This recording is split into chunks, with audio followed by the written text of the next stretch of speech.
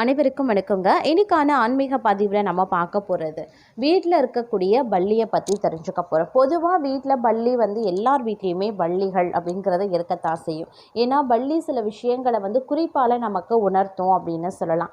நல்லது கெட்டது நம்மளுடைய வாழ்க்கையில் நடக்கக்கூடிய நல்லது கெட்டதை அது ஒளி எழுப்பி நமக்கு தெரியப்படுத்தும். அப்படி பல்லிகள் வீட்டில் இருக்கிறது சிலர் சரின்னு சொல்லுவாங்க, ஒரு சிலர் வீட்டில் பல்லி இருக்கக்கூடாது அப்படின்னு சொல்லுவாங்க.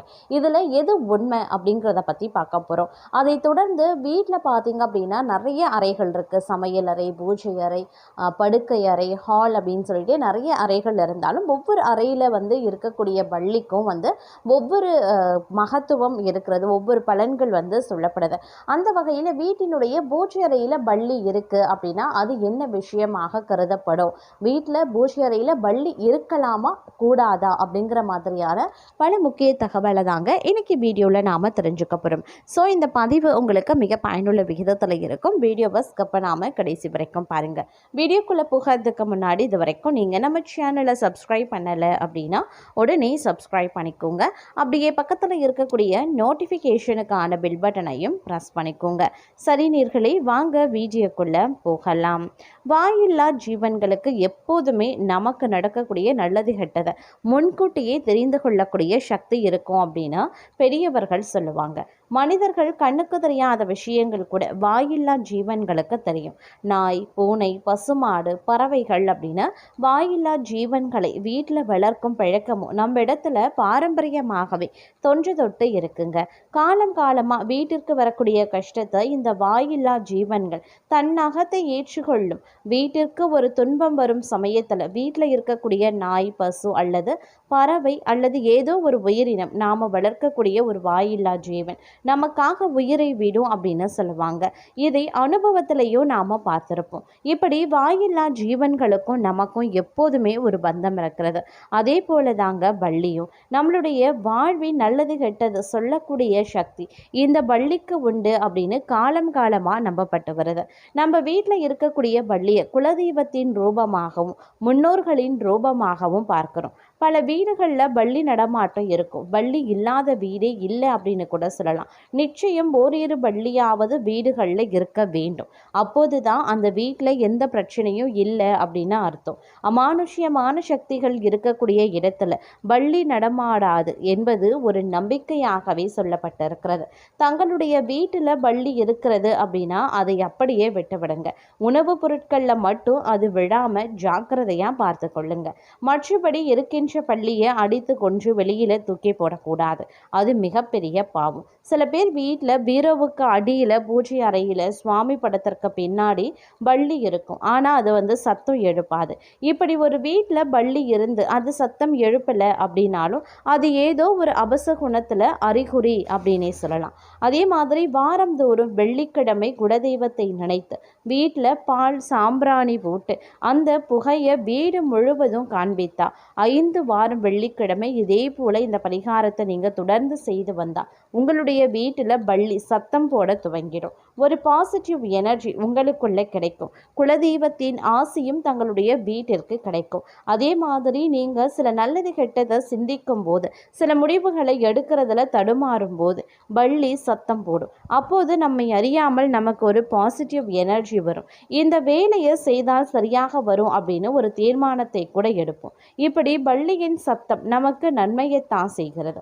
பள்ளி சத்தம் போடாமல் இருக்கும் பட்சத்தில் கவலை வேண்டாம்.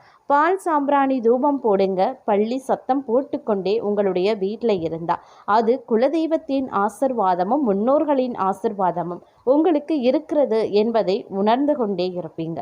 பள்ளியும் நம்மளுடைய வீட்டில் நடமாடக்கூடிய ஒரு தெய்வம் தான் அப்படின்னே கூட சொல்லலாங்க. அது மட்டும் இல்லாமல் இந்த பள்ளிகள் அப்படிங்கிறது வீட்டில் எல்லா இடங்கள்லையுமே இருக்கிறத நாம் பார்ப்போம். ஒருவேளை பள்ளி வீட்டில் இருக்கிறது நல்லதா கெட்டதா அப்படின்ற மாதிரியான கேள்விகள் பார்த்தீங்க அப்படின்னா இன்றளவும் பலருடைய மனதில் எழக்கூடிய ஒரு கேள்வியாகவே இருக்கிறது அப்படின்னு சொல்லலாம். அதிலும் வீடு அப்படின்னு சொன்னாலே அப்படின்னாலே கண்டிப்பாக அதில் பள்ளி இருக்கத்தான் செய்யும். பள்ளி இல்லாத வீடுகள் கிடையாது அப்படின்னே கூட சொல்லலாம். ஆனால் அந்த பள்ளி இருப்பது சிலருக்கு பிடிக்கவே செய்யாது. உடனே அதை துரத்தி அடைச்சிடுவாங்க. பள்ளி அதிகம் இருக்கும் இல்லங்களில் அதிர்ஷ்டமும் அதிகரிக்கும் அப்படின்னு ஆன்மீகம் சொல்லுது. வீட்டில் எந்த இடங்கள்ல எல்லாம் பள்ளி இருக்கிறதோ அங்கு அதிர்ஷ்டத்தை தரும் என்கிற ரகசியத்தை தான் ஆன்மீகம் வந்து சொல்லுது. ஆமாங்க, வீட்டில் பள்ளி இருப்பது அப்படிங்கிறது அதிர்ஷ்டம் தான் அப்படின்னு சாஸ்திரங்கள் சொல்லுது. பள்ளி இல்லாத வீட்டில் நிம்மதியும் இருக்காது என்று கூறப்படுகிறதுங்க. பள்ளி தெய்வீக அம்சமாக கருதப்படுறதுனால அவற்றை அடிக்கவோ துன்புறுத்தவோ கூடாது. இவ்வாறு செய்தால் மிகப்பெரிய பாவம் வந்து சேரலாம். உங்களுக்கு பிடிக்கல அப்படின்னா அதை துன்புறுத்தாம விரட்டி விடுங்க. அதை விடுத்துட்டு பாவத்தை சேர்த்து கொள்ளாதீங்க. அதே நேரம் பள்ளி பார்த்தீங்க அப்படின்னா ஜோதிடத்தில் வந்து ரொம்பவே முக்கியத்துவம் வாய்ந்ததாக பார்க்கப்படுது. அதிலும் வீட்டில் வந்து கரப்பான் பூச்சி, வண்டு, தும்பி, பள்ளி ஆகியவை இருப்பது மிகவும் இயல்பானது தான். ஆனால் சிலருக்கு அவை இருக்கிறது பிடிக்காது. ஏன்னா கரப்பான் பூச்சிகள் பலவிதமான நோய் தொற்றுகளை ஏற்படுத்தும். இன்னும் சிலருக்கு வீட்டுக்குள்ள பள்ளி இருக்கிறது பிடிக்காது. அதை அடித்து வெளியில துரத்தாம நாம வீட்டிற்குள்ள நுழைவது கிடையாது. ஆனால் சிலர் பள்ளி என்ன செய்ய போகிறது, வீட்டில் இருக்கக்கூடிய பூச்சிகளை சாப்பிட்டு ஓரமாக இருக்கட்டும் அப்படின்னு பரிதாபம் பார்த்தும் விடுவதுண்டு. இவை பெரும்பாலும் பார்த்தீங்கன்னா டிடென்ஸ்வர்கள் அப்படின்ற நம்மளுடைய மூளைகளில் காணப்படும். யாரையும் தொந்தரவு செய்வதில்லை. ஜோதிடத்திலையும் பள்ளி பற்றிய நிறைய வந்து சொல்லப்பட்டிருக்கு.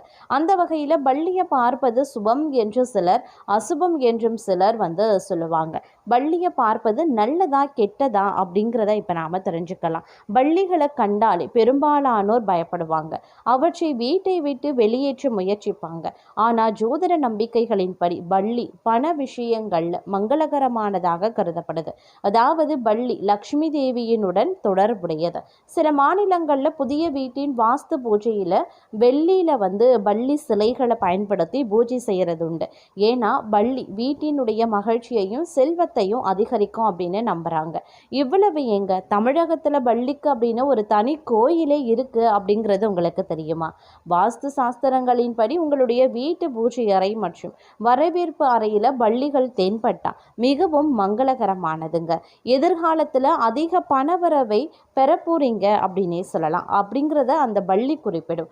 தீபாவளி அன்று வீட்டில் பள்ளி இருந்தால் ஆண்டு முழுவதும் லக்ஷ்மி தேவி அருள் உங்களுக்கு கிடைக்கும். அது மட்டும் கிடையாது, இதனால் மகத்தான மகிழ்ச்சியும் செல்வத்தையும் நீங்கள் பெறுவீங்க. சரி, வீட்டில் பள்ளிகளை நாம் பார்க்கறது அதிர்ஷ்டமா அப்படின்னு கேட்டிங்கன்னா, அதிலும் வீட்டில் ஒரே ஒரு இடத்துல 3 பள்ளிகளை பார்ப்பது மிகவும் அதிர்ஷ்டங்க. இதனால் உங்களுக்கு நல்ல செய்திகள் கிடைக்கும். நீங்கள் ஒரு புதிய வீட்டுக்குள்ளே நுழையும் அதே நேரத்தில் உங்களுடைய கண்ணுக்கு பள்ளி தென்பட்டால் அது மிகவும் மங்களகரமானதாகவே நம்பப்படுது. வீட்டின் பூஜை அறையில் பள்ளி இருந்தால் மிகுந்த அதிர்ஷ்டத்தை கொடுக்கும் ஒரு விஷயமா கருதப்படுது. செல்வ செழிப்பும் மகிழ்ச்சியும் நிறைந்திருக்க வீட்டில் பூஜை அறையில் பள்ளி நிச்சயம் இருக்க வேண்டுங்க. சிலருடைய இல்லங்களில் எல்லாம் பார்த்தா எந்நேரமும் பூஜை அறையில் பள்ளிகள் நடமாட்டம் இருக்கும். இவ்வாறு இருக்கக்கூடிய இல்லங்கள் அதிர்ஷ்டம் நிறைந்தவையாகவே கருதப்படுகிறது. ஸோ பள்ளிகள் வந்து வீட்டில் இருக்கிறது, அதிலும் பூஜை அறையில் இருக்கிறது மிகவும் அதிர்ஷ்டமும் மங்களகரமானதாகவும் சாஸ்திரங்கள்லையும் குறிப்பிடப்பட்டிருக்கிறது.